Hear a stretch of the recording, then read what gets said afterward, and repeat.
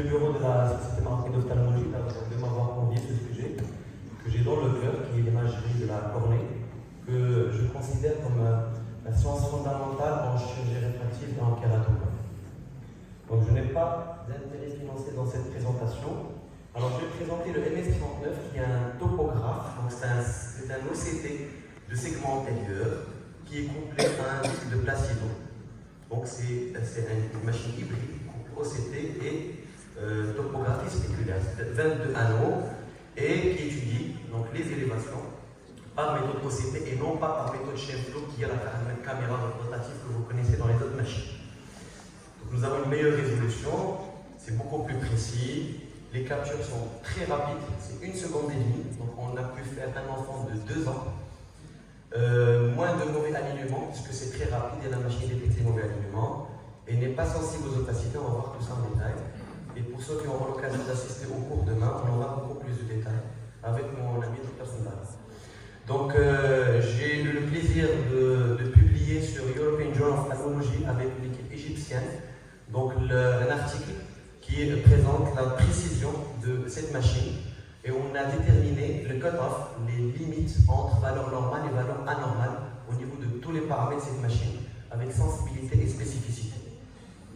Donc cette étude a été réalisée au niveau de notre cabinet. Donc on a comparé 172 yeux kératoconiques et 288 yeux normaux, bien sûr œil droit, et nous avons obtenu des résultats statistiques que je vais détailler après. Pourquoi switcher du Chain-Flow à OCT topographie? D'abord les limitations du Placido qui existent aussi sur cette machine, ces anomalies dues au film lacrymal. Ça n'analyse pas la face postérieure, ça n'analyse pas l'épithélium qui est extrêmement important. La limitation du Chain-Flow, c'est donc reconstruction en 3 dimensions. Le pentacam n'est pas un topographe mais un tomographe. Il y a beaucoup de mauvais alignements qui ne sont pas détectés et il est beaucoup plus limité au niveau du haze. Donc vous avez un patient chez qui vous avez un cross-linking, il a forcément du haze. Eh bien, étudier avec des machines Chain-Flow, ça donne énormément d'erreurs.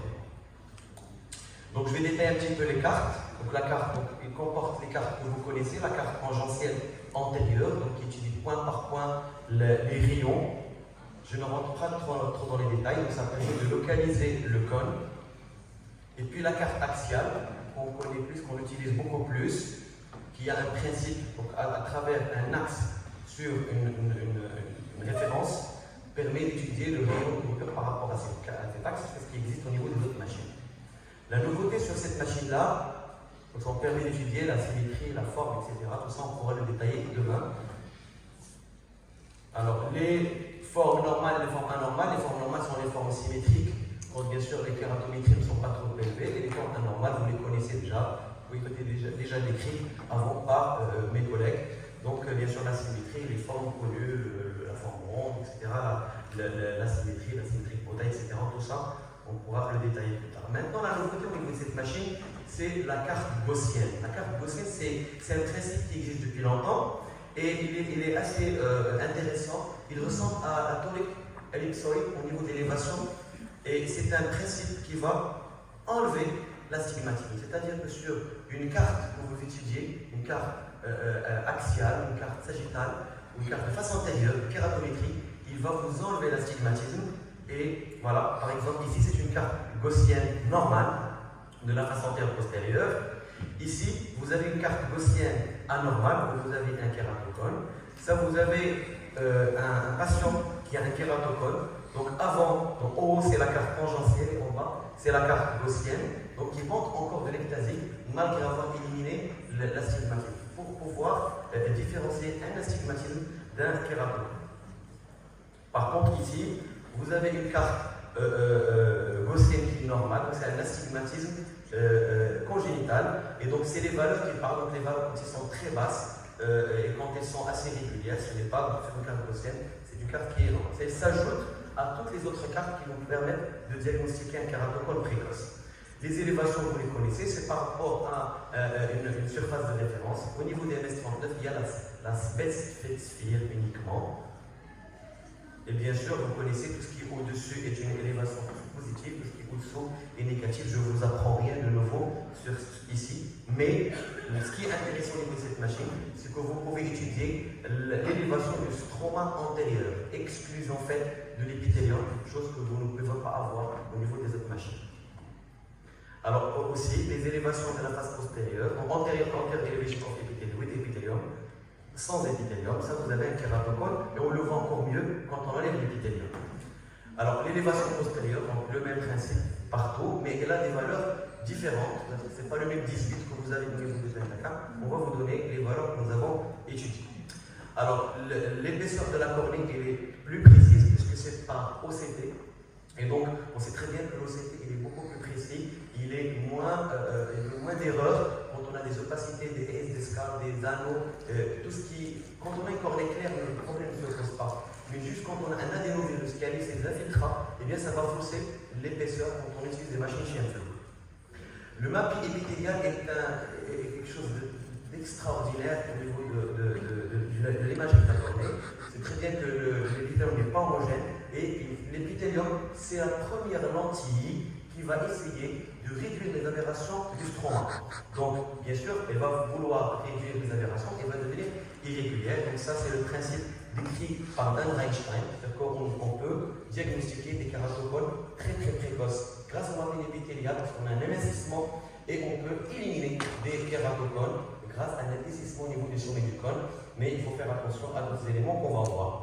Ici, vous voyez que l'épithélium, il va s'amincir au niveau du sommet et il va s'épaissir pour combler des cavités quand on a des cicatrices.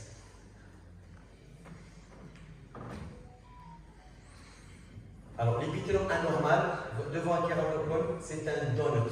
C'est l'image en donut. Pourquoi? Parce qu'au niveau du sommet du cône, l'épithélium va devoir s'amincir et il va s'épaissir autour pour pouvoir contrebalancer les aberrations cornéennes. Donc, l'aberration cornéenne totale, elle est réduite par les aberrations de l'épithélium et cette machine nous permet également de mesurer les aberrations de cette petite lentille qui est l'épithélium.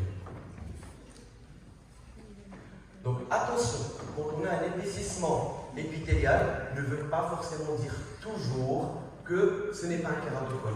Il faut toujours le corréler avec une OCT de la cornée haute définition.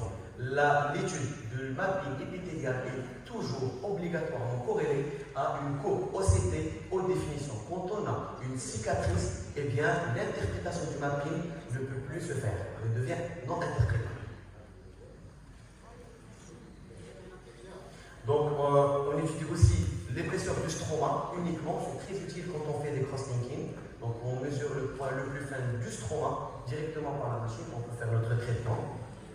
Il étudie aussi la profondeur de champ dentaire de façon très précise et point par point. Et nous avons pu redresser des profondeurs de champ qui étaient sous-estimées avec d'autres machines.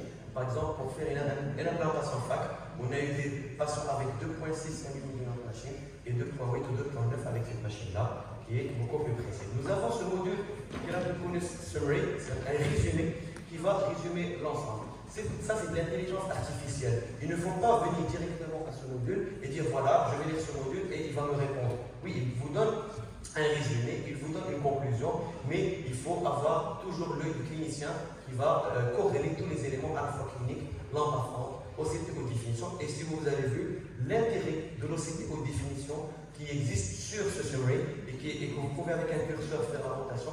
Et si vous trouvez une opacité au niveau de cette image OCT, eh bien votre mapping épithélial n'a plus de valeur. Bien sûr, ça va étudier la surface antérieure, postérieure, les gaussiennes, les tangentielles, énormément d'éléments. Il va vous donner, même quand on a un kératocone, la classification ABCD de Belin sur ce module, même la forme du cône, et bien sûr la courbe de dégression comme ce qu'on a sur le pentagramme. Bien sûr, vous avez l'œil droit et l'œil gauche. Ici, vous avez un kératocone avéré avec un quick slope au niveau de la peau, et vous voyez la face postérieure comment elle est. Et bien sûr, tous les éléments que vous connaissez du kératocone. Ici, vous avez sur ce module 4.0, nous avons la wavefront épithéliale, c'est-à-dire la barométrie de l'épithélium. Maintenant, l'épithélium est une lentille. C'est la première lentille qui fait le traitement abarométrique de notre kératocone. C'est pour cela, puisqu'il est irrégulière, quand on fait un traitement topo-guidé, il doit toujours être fait en transe épithéliale. Dans la chirurgie réfractive, c'est un ensemble d'arguments, il n'y a pas un argument. Analyser tous les paramètres, antérieur-postérieur, la symétrie, le wavefront, la barométrie cornéenne et surtout les données cliniques. Et bien sûr, on a des risques majeurs, ça il y a des écoles, quand on a des asymétries, des donuts, etc., c'est des contre-indications formelles à des chirurgies réfractives cornéennes. Il y a des risques mineurs qu'on peut tolérer un seul pour faire une chirurgie de surface, ou bien il n'y a pas de risque, même si le risque zéro n'existe pas en médecine, mais on est autorisé à faire toutes ces techniques quand on a toute la topographie qui est normale. Vous voyez des images d'OCT de haute définition. Demain, on va voir beaucoup plus de détails. Ici, ce qu'on appelle une image high definition, et c'est une image qui est attirée, qui nous permet de voir les petits détails. On peut aussi agrandir. Donc là, des cicatrices qu'on voit de façon plus intéressante. Nous avons aussi la pupillométrie qui nous permet de voir le jeu pupillaire pour pouvoir faire de la chirurgie réfractive, pour pouvoir faire des implants multifocaux, etc. Voilà. Donc ça, c'est les résultats de notre étude. Donc on a déterminé les valeurs normales de cette machine et sur une population marocaine.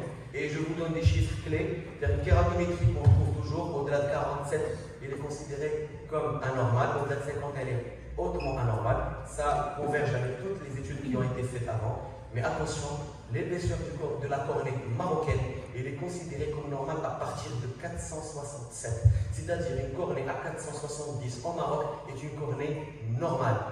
Pas comme la cornée européenne qui est normale à partir de 510. Donc ça change toute la donnée, toutes les données au niveau de chirurgie réfractive. C'est-à-dire qu'un patient à 480, on est autorisé de lui faire une chirurgie réfractive et elle est borderline entre 432 et 467, elle est hautement anormale. Donc c'est quelque chose de géographique par rapport à notre pays. Voilà, pour le papille épithélial, il est donc son OROC est un secouris, donc il est un peu moins fiable. Donc le papille épithélial se fie beaucoup plus à l'image, beaucoup plus aux chiffres. Et voilà, donc c'est un élément très intéressant, vraiment. C'est vrai que la machine est un peu chère, mais elle est très intéressante et elle révolutionne soit le diagnostic précoce du kératome, le suivi, les traitements par les anneaux. Vous avez plein de modules que je ne peux pas détailler aujourd'hui à cause du temps. Et je vous remercie de votre